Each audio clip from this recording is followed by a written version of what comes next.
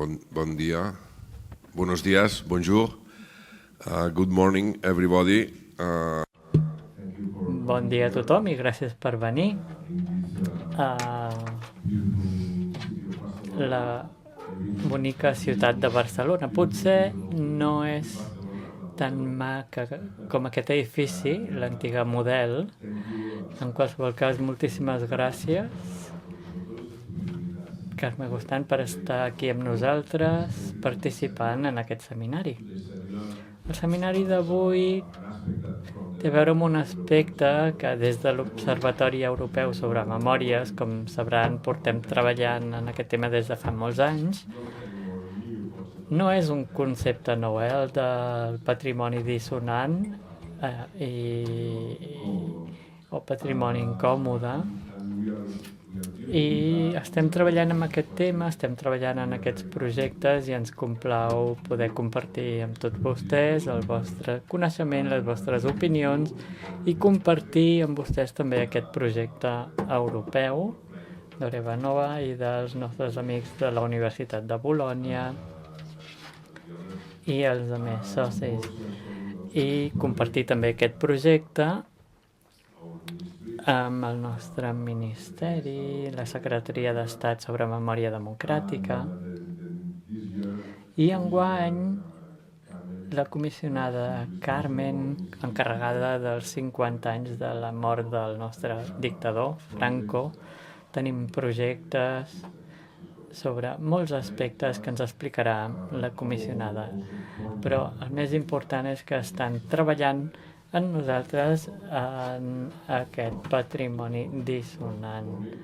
Hem parlat amb el Horst avui al matí, dèiem que tenim una agenda molt carregada aquí a Espanya, també el projecte sobre Caídos, aquest gran monument a Pamplona, s'està plantejant de nou el debat polític i ja veurem si hi ha una competència entre els dos i el Valle de los Caídos, també el govern de l'Estat a Madrid, a Espanya, ha obert un concurs internacional per crear un projecte internacional per veure què podem fer amb aquest enorme monument com el Valle de Colgamuros o de los Caídos. Estem aquí, també podran visitar més endavant aquesta antiga presó. Aquest lloc també té un patrimoni dissonant en aquest grup informal en el que estem treballant junt amb socis de Berlín i Sant Jules i hem inclòs 3 o 4 projectes d'un monument molt gran a Tortosa, al sud de Catalunya, aquesta presó i també el Valle de los Caídos, al sud de Madrid. I hem fet un projecte de museologia i museografia que vam presentar a Brussel·les, a l'Escola d'Arquitectura, fa uns mesos. I ara estem en el moment en què l'Ajuntament, que col·labora amb nosaltres en l'organització d'aquest seminari, ens han dit que no tenen fons. Així doncs esperarem, tenim el projecte, farem una crida a arquitectes perquè contribueixin al nostre projecte museogràfic i museològic per museïtzar una part d'aquesta antiga presó. En parlarem més endavant, però bé, tenim aquestes reflexions. És un exemple, doncs, de les coses que s'estan fent a Espanya des de fa molts anys ja, Saben que la Primera República fou el 1931, és a dir, que després fa molts anys hi va haver la Guerra Civil, una llarga dictadura de 40 anys, un període llarg de transició, i ara celebrem el 50è aniversari de la mort del dictador. Així doncs, podria dir que hi ha limitacions importants pel que fa a la disponibilitat de pressupost i també de voluntat política. Tenim bastantes coses, estem treballant des de fa 20 anys en aquests temes des de la universitat i d'altres estaments, però, clar, hi ha com diferents calaixos. Hi ha diferents calaixos a molts llocs arreu de l'estat espanyol. Tenim molts projectes, els arquitectes ho sabeu bé, i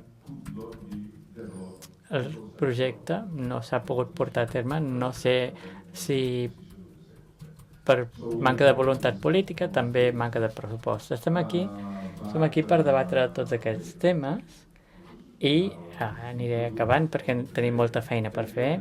Així que moltes gràcies, Carmina. Vuestra ayuda, colaboración. Hace poco que también hemos empezado a trabajar conjuntamente y también saluda a los compañeros y compañeras de la Secretaría de Estado de Memoria Democrática y espero que también desde tu responsabilidad directa o indirecta con el tema del Estado, estos proyectos no solo queden en proyectos y competiciones internacionales, sino que poco a poco veamos algunos de ellos pues resignificados, reconvertidos, abiertos a la ciudadanía y creando sobre todo un poco esta obligación. Ayer hablábamos en otra reunión, esta obligación, digamos, permanente de convertirlos en herramientas pedagógicas, que es lo que realmente más nos preocupa una vez hemos superado un poco el análisis y un poco también el análisis creativo y recreativo sobre qué hacer y qué no hacer, sobre todo cómo convertirlos en una herramienta ciudadana de interpelación, de conocimiento, pero sobre todo de pedagogía. Y de alguna manera es el reto que nos compite a todas y a todos. Y sobre todo gracias por hacer un hueco en tu agenda y estar aquí hoy con nosotras. Pues muchas gracias a vosotros por la invitación y gracias a todos por esos proyectos, ¿no?, que se acumulan en cajones y que hay que perseguir a los políticos y a las instituciones para que se hagan realidad.